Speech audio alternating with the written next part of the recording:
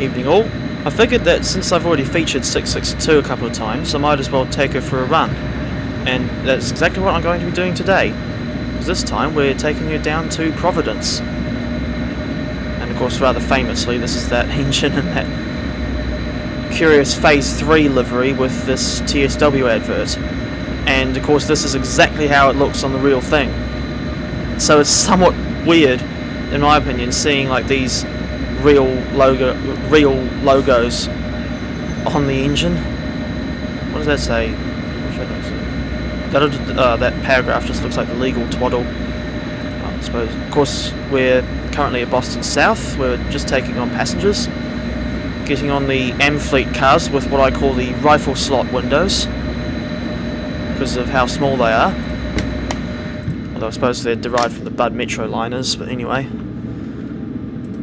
Yeah, so this special 662 livery was released as a free update a few days ago at the time of me recording this video, and suffice to say, I'm quite pleased that Dovetail have finally brought this thing into the game. Now, have I set the passenger? Yes, I initially thought I hadn't set.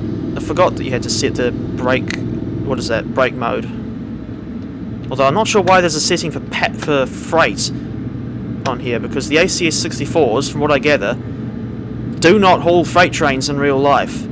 They're only used by Amtrak on their passenger runs. Oh no, no. Scepter in Philadelphia, they've also got some ACS-64s. Right, of course. This route, and certainly the ACS-64, are known for often travelling at high speed, but of course that's something you just don't get in and out of Boston South, where you can only go as fast as 10 miles an hour. And I think it won't be until we get past Ruggles, I think, when we'll be able to really open the taps, as it were, and get this thing speeding along and breaking the ton.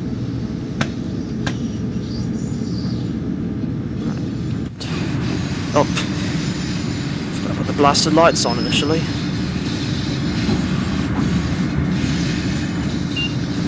Now, considering that Dovetail have gone and done this special livery for 662, I reckon they ought to do more special ACS-64 liveries. You know, like for engines like I think 642 wasn't that the one in a veteran's livery?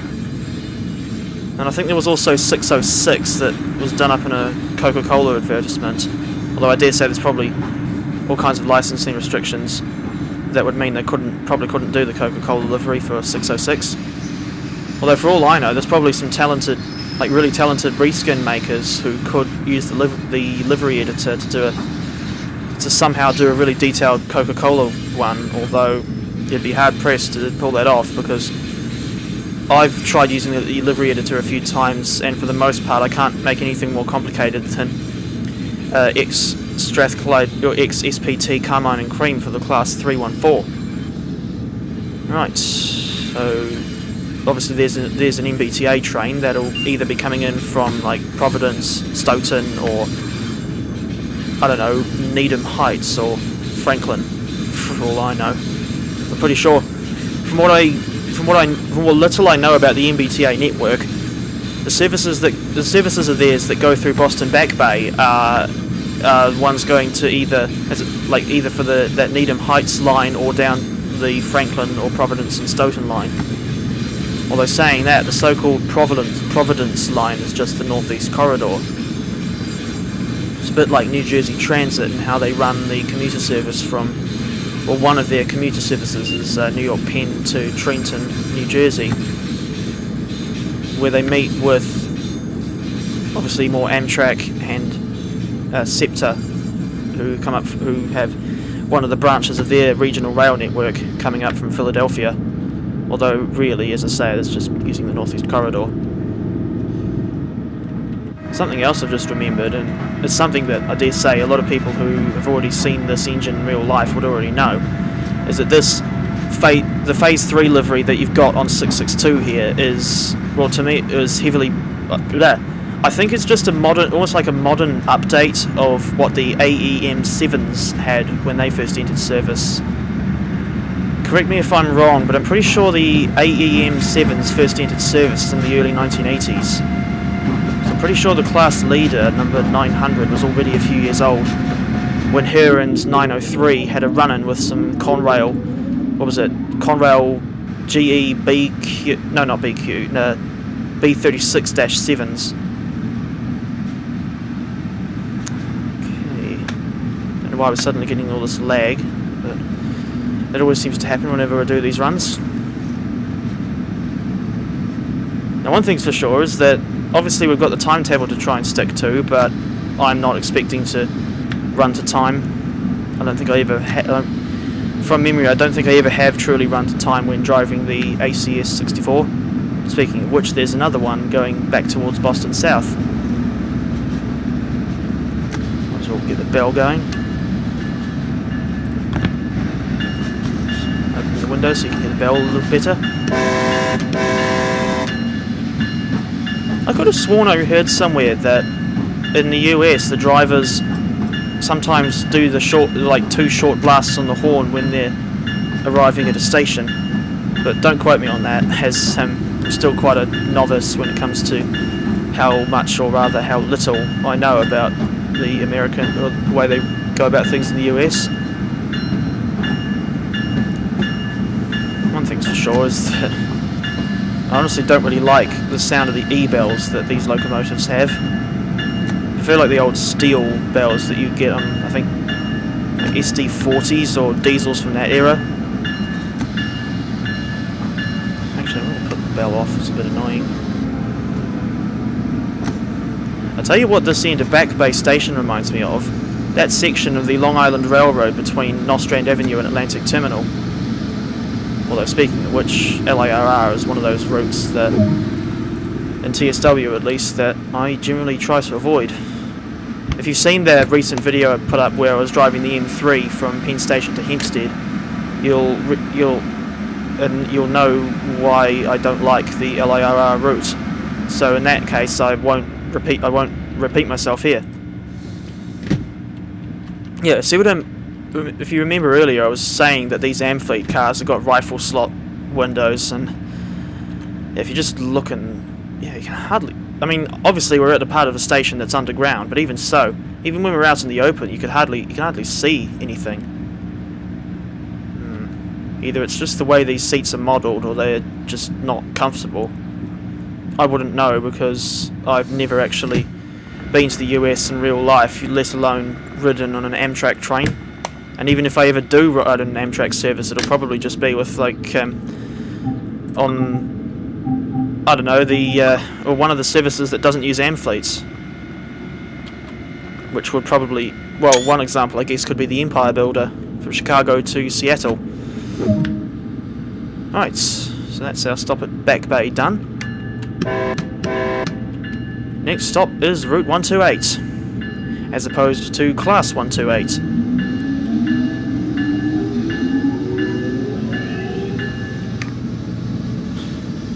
I don't know about you, but I quite like the sound of the motors in the ACS-64. I don't know if the sounds that you hear in game are like true to real life, but I would assume they are. Either way, they certainly sound quite distinctive. If anything, that's weird. Why do they just fade out and then suddenly cut back in? Anyway, they sort of remind me of engines like the Deutsche Bahn BR-182, which, come to think of it, is also a Siemens product. Speaking of Siemens, I do find it curious how Amtrak seems to have essentially, well, how Siemens seems to have secured a monopoly in real life with supplying Amtrak with like new locomotives and rolling stock, because obviously they got the Chargers, and I think they call them venture coaches, if I'm not mistaken. Like the Chargers, of course, being the SC44 and ALC42. There's also like the SCB40, but Amtrak doesn't use that variant, because I'm pretty sure that's what Brightline uses. Kind of just look to me, the SCB40 just looks like a standard SC44, only with only with a streamlined end, which to me makes an already ugly locomotive look even worse. Although saying that, I don't really mind the way the ALC-42 looks. Hey look, there's Ruggles Station. I'm going to try and do a shape for it's weird, the spacebar's gone all wonky. Anyway, I think when I get to the next station, I'll try to do that shave and haircut thing on the horn. You know, where it's like dun dun dun dun dun dun dun. I remember a while ago, I think somewhere here in New Zealand, where I was filming one of KiwiRail's diesel locomotive, DL class diesel locomotives, and I'm pretty sure in that instance the driver did a shave and a haircut.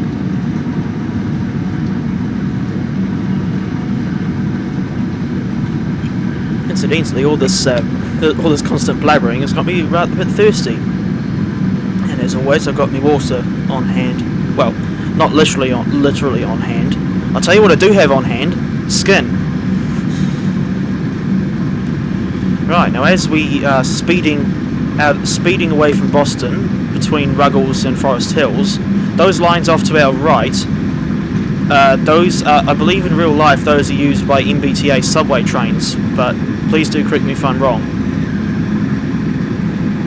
As I've said, I might have alluded to earlier, I don't really know anything about how they do public transport in Boston, and I only barely know anything about the commuter rail side of MBTA, let alone like the trams or subways or whatever. Actually, come to think of it, I'm pretty sure they call it streetcars in the US, not trams.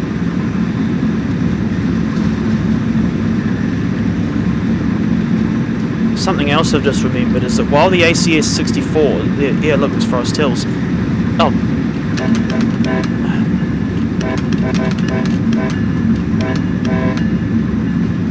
That's probably the best I could do with it for a shave for a haircut. Anyway, as I was saying, these ACS-64s, I'm pretty sure they've got a top speed of 125 miles an hour, while the Acela units, but only at a very short section, I forget where it is on the NEC, the Acelas can actually go up to 150 miles an hour. And it's actually quite a short section compared to the rest of the NEC. And I still don't, even today, like over 20 years since they entered service, I still don't really know what to think about the Acela units. If anything, this might piss off a lot of people, I actually like the ACS-64s more than the Acelas. Although saying that, I do think that at some point DTG or some other developer should make the Acela for TSW.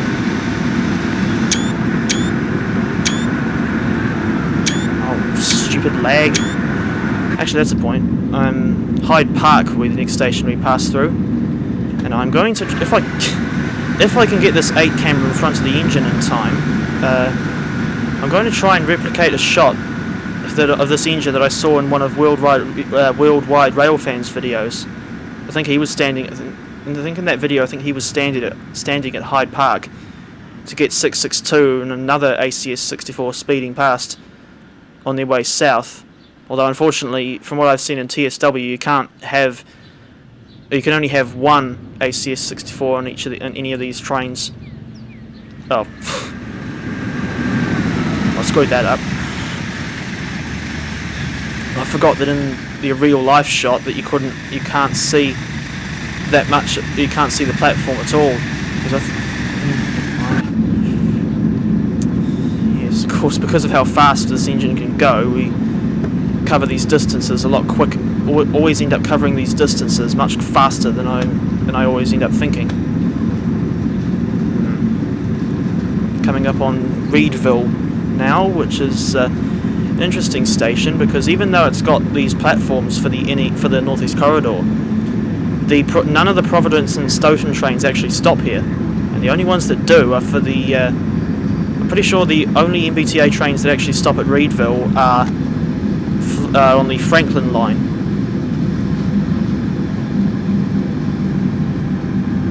Okay, obviously using some dynamic brakes because I don't really want to risk overshooting the platform at Route 128.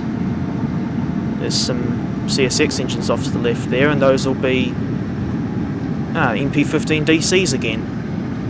Which reminds me, I noticed a slight issue with that mod where the CSX logo on the side for some reason was replaced by just a grey square.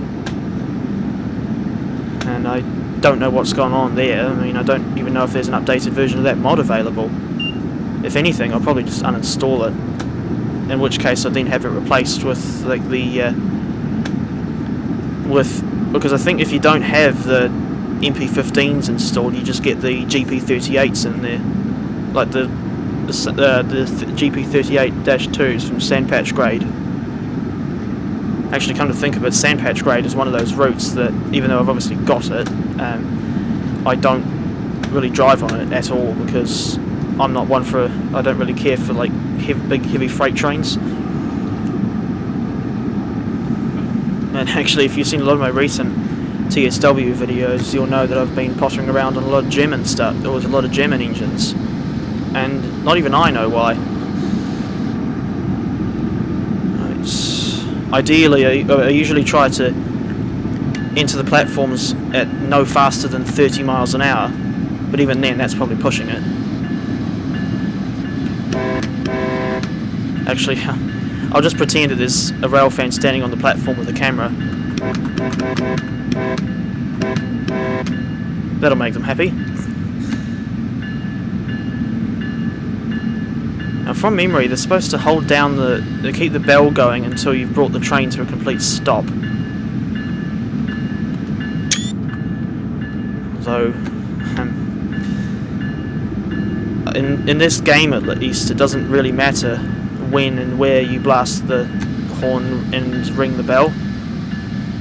Speaking of bells, I've just realised that MBTA F40PH that comes with this route, I'm pretty sure that's got the same bell sound as this ACS-64.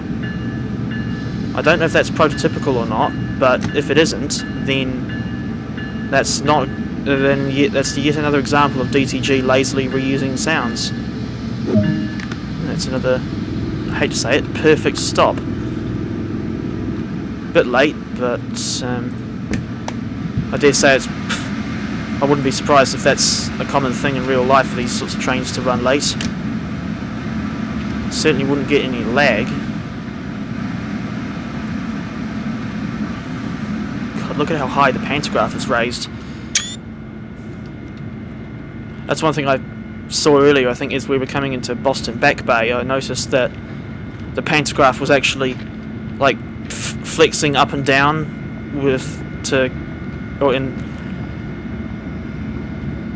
there's some knobhead near my house that's got some chainsaw or line trimmer going. Can't imagine you'd be able to hear that. Oh, there's door controls. Actually, that's a point. Correct me if I'm wrong, but I'm pretty sure Amtrak doesn't do driver-only operation for any of their services. Because it's this, I mean, they're the kind of service where they pretty much have to just need to have a guard on board. Well, they're saying that you don't call them guards in the US, do you? You call them conductors, I believe. Yeah, I know that I've known about American railroads long enough to know that some of their terminology is slightly different to what New Zealand has. Well, not just New Zealand, but also like England or most other countries, come to think of it. Okay, 30 miles to Providence.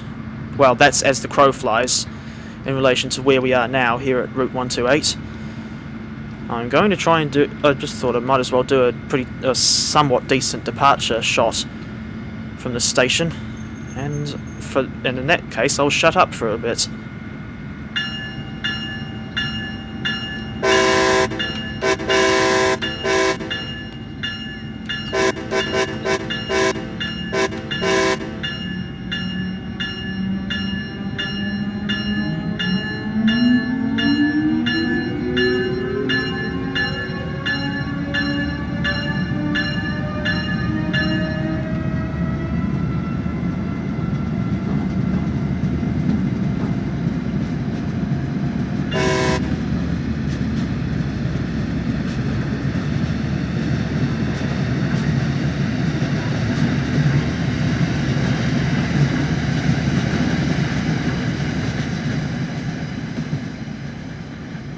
tell you what, those amp fleets wouldn't look out of place on an underground line, at least in my opinion, and if they significantly altered the door layout. Right, so looks to me like we've pretty much got green lights or green signals all the way to Providence. Should be interesting. I don't know. I can't imagine in real life they would have greens all the way from Route 128 to Providence. I mean, surely you would think that in real life, at least the frequency for the MBTA trains would be a little bit more substantial than it is in the game. Because that's the other thing I've just realised, is that I'm not entirely sure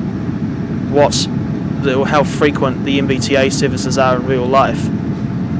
I mean, in this game, with the timetable mode, there's certainly not like a regular half-hourly service between Boston and Stoughton, unlike what Dovetail have done with the Brighton to Seaford service on the East Coastway route, because that is just a regular half-hour in each direction service throughout the whole day.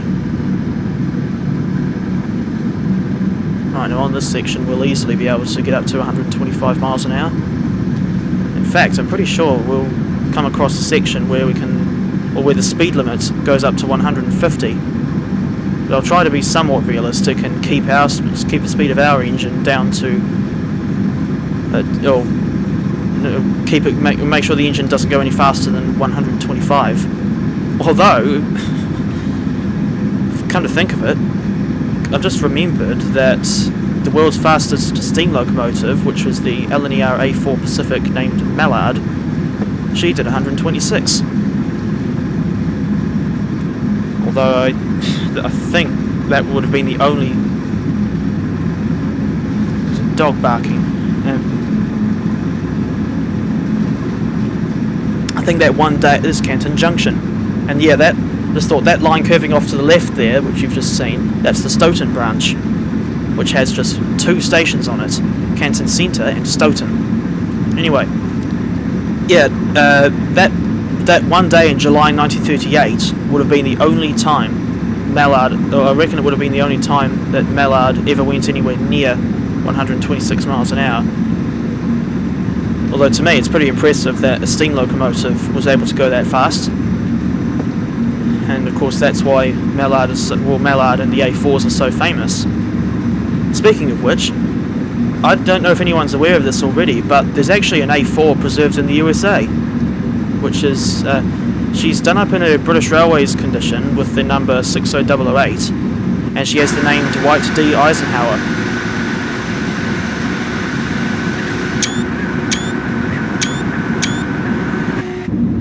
And of course, Eisenhower was, at one point served as the US president throughout the 1950s. I think he had Nixon as his VP. Right, so we're already at the ACS-64's top speed, which doesn't surprise me considering how powerful these things are. I mean, that's what the 64 refers to. I'm pretty sure it means it's referring to 6,400 horsepower, while the ACS part is short for Amtrak City's Sprinter. Although, if you said Sprinter to a British rail fan, they'd probably think of something like the Class 150 or 158. What's the station? Oh wait, no, it's Sharon. Just remembered. Without looking at the station signs, I have already remembered that this was Sharon. I find it a little this is like no criticism of Dovetail Games, but I still find it a little disappointing that there's still not that many stations on this route in this section in real life, even though it's 43 miles between Boston South and Providence. And as I pointed out earlier, the Stoughton branch has only got 2 stations on it, and to me that's just really disappointing. That's not to say I don't like doing the Boston to Stoughton run, quite the opposite in fact. When you do that run to Stoughton, I always like how it starts off. You start off in more or less the middle of a very big and busy city, that of course being Boston, and then at the end of the run, near the end of the run, when you're on the single track branch line, you're just pretty much casually meandering along through the trees and through several level crossings, or actually they call them grade crossings in the US, don't they? and then when you get to Stoughton, it's just the pokey little single track or single platform. Actually, that's got a crossing right down the middle, which I've never seen that sort of thing before. And then the line does continue a little bit further, but only to a couple of stabling sidings where they park 2 trains overnight. It's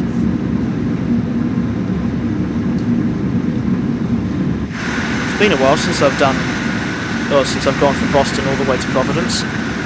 So I forgot that the scenery was like this down south of Kenton Junction. Although I remember when I did that Caltrain vs MBTA video for the F40s, I got some footage at Sharon Station. And from memory, the next station we'll pass through, of course, blazing through without stopping, will be, pretty sure it's Mansfield. And after Mansfield, it's after Mansfield. The stations between Boston and Providence, they're Boston South, Boston Back Bay, Ruggles,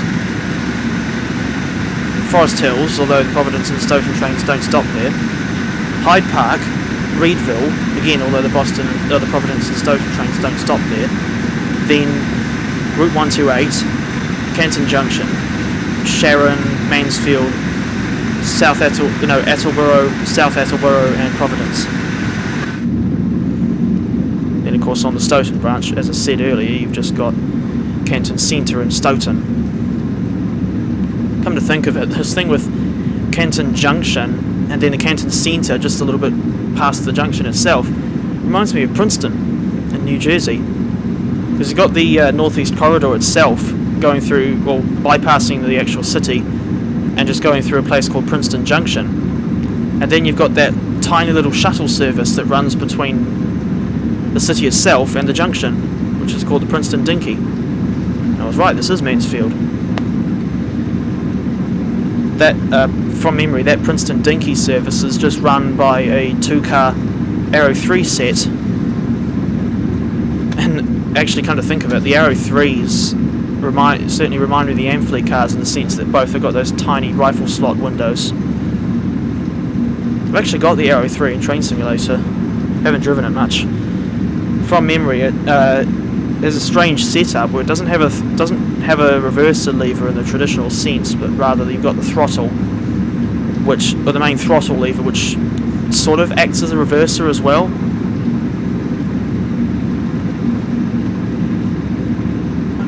Okay, so in the distance I thought I could see an overbridge in front of the station, but no, it's just a road overbridge, which looks like a very sharp drop off at that one end.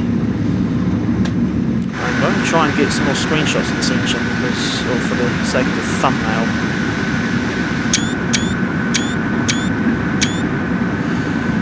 This will be fun, sifting through all the failed takes when I go to put the thumbnail together. Now I would have thought that we'd see at least one MBTA service going back towards Boston on this run, but I don't think we've seen any. And to me that just makes this route look unrealistically quiet. Actually, I've just remembered that when 662, like back in December last year when 662 was first unveiled in this really bizarre livery, she apparently ran, I think the first run in this new livery was, I think it was on Northeast Regional Train 176 from Washington DC all the way to Boston. And 176 is available in timetable mode, so I think next time I take 662 for a run, I'll probably... oh, there's an MBTA train coming up from that would have either started at Wickford Junction or Providence. Anyway, I think next time I take 662 for a run, I'll try to run her on 176 to essentially as a way of recreating a real event, as if this livery being in the game wasn't already a recreation of a real thing. Although saying that, I wonder if we'll ever get any fictional routes in TSW, because so far they have all been based on real lines. Actually, just for the heck of it, I'm going to try and floor it and see just how fast the ACS-64 can go. Last I checked, I think, in theory, from memory, this thing could do at least 130. Although, actually, it's probably not worth the risk. Although, not that there's really that much of a risk to begin with. This 4-track section that we're on now tells me that we're approaching Attleboro, and the brakes should not be in dynamics. Now there's Attleboro.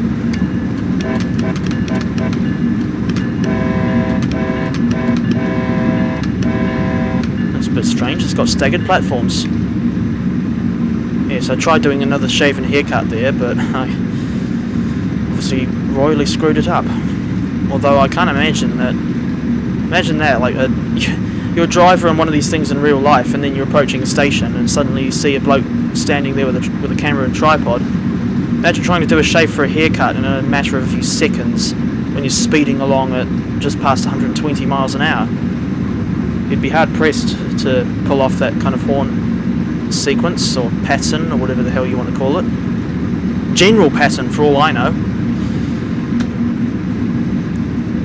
Right. Of course, anything above 120 miles an hour means you're going 2 miles a minute. So that means that if you had got 8 miles to cover in speed limit going down 110. Yeah, if you're doing 120 miles an hour, that means that you'll cover 8. I think theoretically that means you'll cover 8 miles in 4 minutes. And whilst we've still got a fair distance to go before we get to Providence, I think the speed limit goes down to like 30 miles an hour just before the station.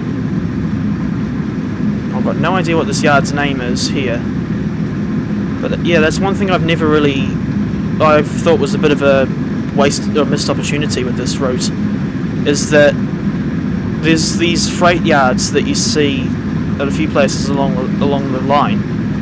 And Dovetail even went to the effort of layering in the rolling stock from the Sandpatch grade, even the GP38-2 locomotives, and yet there are no services in timetable mode where you can actually drive them. Although you can like spawn in on foot at like Reedville or something and then run down to the yard between there and Route 128 and then nip in the cab of the GP38s and then drive them up and down the yard for a little bit, while the regular Amtrak and MBTA trains whiz past like nobody's business.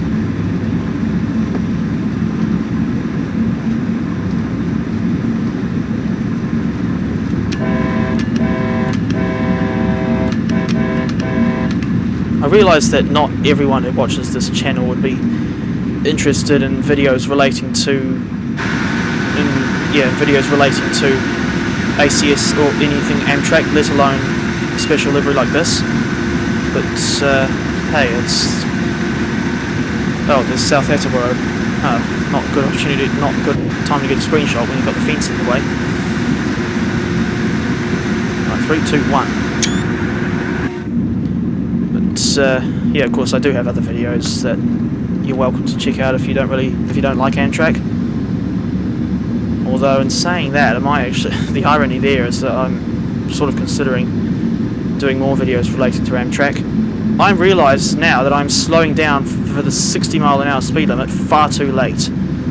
With any luck, we'll probably only be down to like 80 before we hit the 60 limit.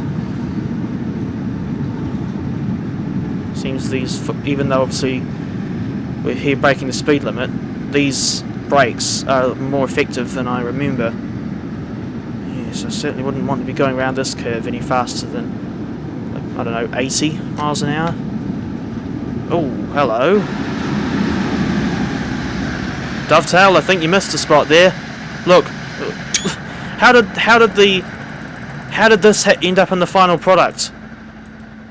No need for me to explain what it is, because you can clearly see it. Anyway, back to our engine. Through the power of teleportation. Right, now I have no idea what that line there is that's just come in on our right. Actually, let's see if we can get the pantograph flexing up and down. pretty decent run sounds on these coaches, if I'm being honest. Actually a lot quieter than I thought. Yeah, look, there's pantograph flexing up and down. Because usually I've noticed that in the past when I've done commentary videos, or gameplay videos with commentary, sometimes I've found that the sounds, the track sounds, are so loud that you can barely hear what I'm saying. Not that you'd actually want to hear me in the first place. Right, I think we just cleared a 70 speed limit, so yeah, we can go a little bit faster. Oh, no we can't. Why is that section of the 70 speed limit so short? What is this yard?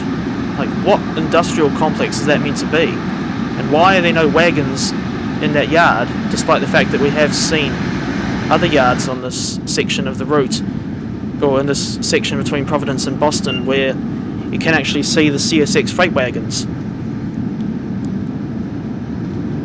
Incidentally, I've just realised that, or just remembered that throughout most of this run I've actually been a lot more talkative than usual. At least that's how I feel about it. Might just be something to do with either me being excited that Amtrak 662 is finally in the game, or something I've got planned tomorrow. It's not a video, mind. It's something going on in my personal life, but it's not a wedding either.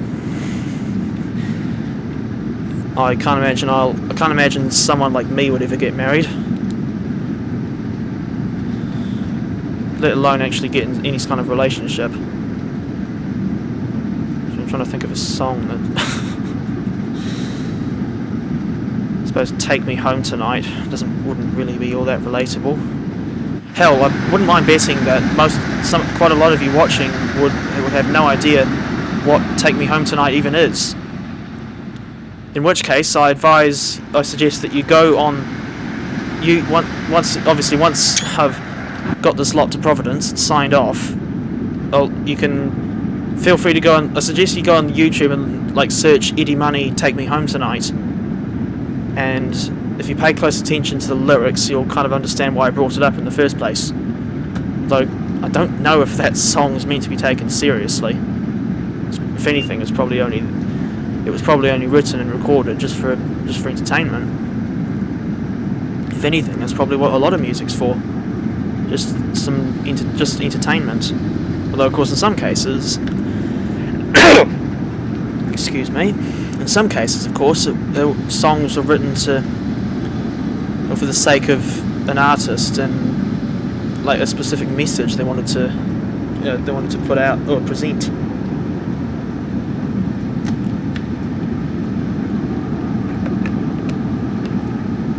Right, well, since we're now getting quite close to Providence, obviously the speed limit's gone down a fair bit. Incidentally, I don't know the Northeast Corridor at all between Providence and New Haven.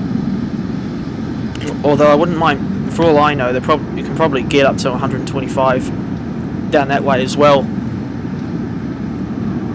I know for a fact that, and this is mainly from experience in Train Simulator, that there are a few sections between New York and Philadelphia where you absolutely can get up to and go past the ton, or 100 miles an hour. The other thing I remember is that section is, I think even today, it's still rife with old Pennsylvania Railroad era catenary masts, and yet, of course, by comparison, the section between New Haven and Boston actually looks a lot more modern, because this section, rather famously, wasn't electrified until the late 90s. Why it took them so long to electrify this section of the Northeast Corridor, I have no idea. Although obviously they had to get the electrification done for I think it would have been primarily for the Acela, or the Acela Express, when that started running. Of course, it's also been used by AEM7s, because I do remember seeing pictures of them at Boston South, and then of course the ACS-64s from 2014 onwards. Speaking of which, I don't know if I've asked this in any of the two previous videos where I featured 662, but anyone got any thoughts on how this thing looks with and do you think that they should have either done a normal phase, just a normal phase 3, exactly like what the AEM7s used to have, or a different way of doing this TSW logo on the side.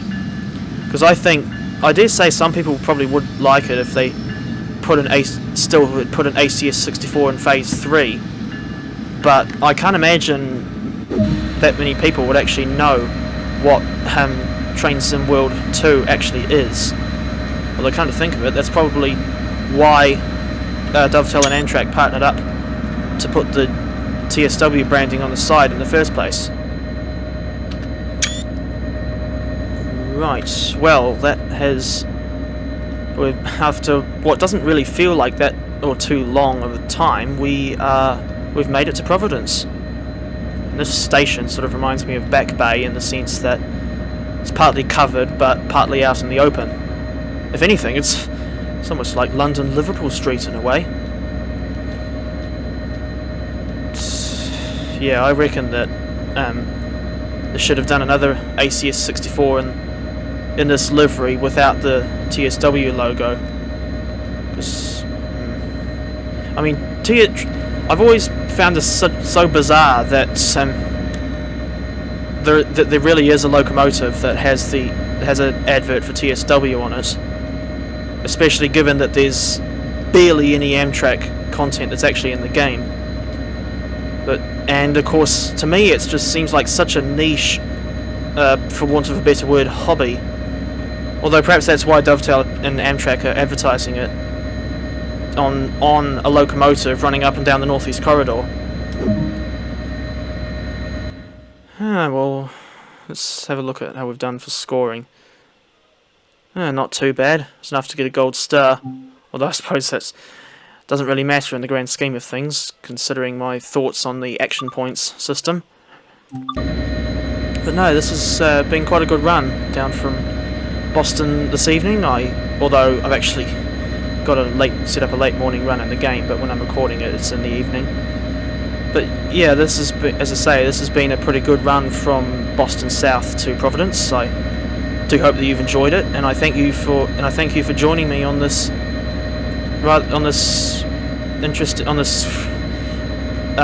fairly enjoyable run with ACS-64 number 662. And on that note, if I could get the ditch lights to stop flashing, this is certainly quite a good way to end a video, isn't it? Definitely not rough at all. But no, as I say, I do hope that you've enjoyed seeing 662 again. And also, if you haven't got the Boston Sprinter yet, and you want to see this thing, I'll put a link to the Steam page in the description. And for reference, I play Train Sim World on PC only. But other than that, I haven't really got a lot else to say. So, yeah, thank you very, very much for watching, and I will see you next time.